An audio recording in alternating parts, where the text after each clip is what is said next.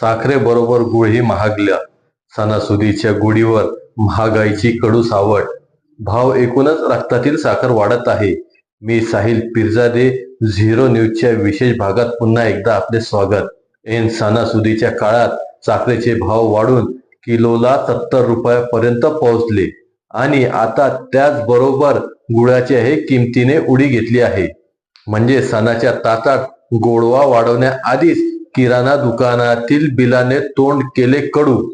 पूर्वी साखरच्या जागी गुळाचा चहाने स्वस्त असल्याने पाहुणचार केला जात असे. गुळ वापरा, स्वस्त पडेल. पण आता गुळानेही हात वर केले आहे. त्यामुळे सामान्यांसमोर प्रश्न आहे, चहा गोड करायचा की पांचट? कारण महिन्याचा बजेट सांभाळायचा आहे. सणासुदीला लाडू, पुरणपोळी, शिरा, खीर, मिठाई आणि चहासाठी साखर गुळाचा वापर वाढतो. पण यंदा गोड पदार्थ बनवण्यापूर्वीच गृहींना पाककृतीपेक्षा किराणा मालांच्या दरांची बेरीज वजाबाकी करावी लागणार आहे.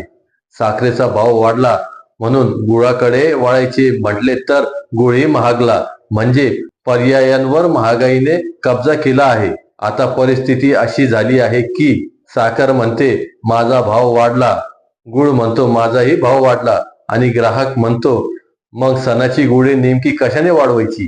सणासुदीला मिठाई करायची म्हटली की साखर महत्वाची, पाहुणे आले की चहा महत्वाचा, मुलांना गोडधोड हवे. त्यामुळे साखरेचा वाढलेला भाव थेट घरच्या बजेटवर परिणाम करतो. आता अशी परिस्थिती आली आहे की साखर खाण्याआधी तिचा भाव एकूणच रक्तातील साखर वाढेल. आणि जर भाव असाच वाढत राहिला तर पुढच्या सालाला दुकानदार म्हणेल साखर किती हवी, ग्राहक म्हणेल अर्धा किलो द्या, पण आधी EMI वर येते का ते सांगा.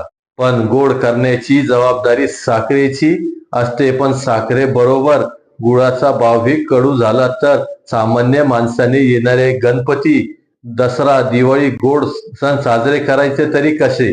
झिरो न्यूजचा हा भाग आपल्याला नक्कीच आवडला असेल तर झिरो न्यूजला लाईक, शेअर आणि सबस्क्राईब करा आणि आपल्या प्रतिक्रिया कमेंट बॉक्समध्ये कळवा.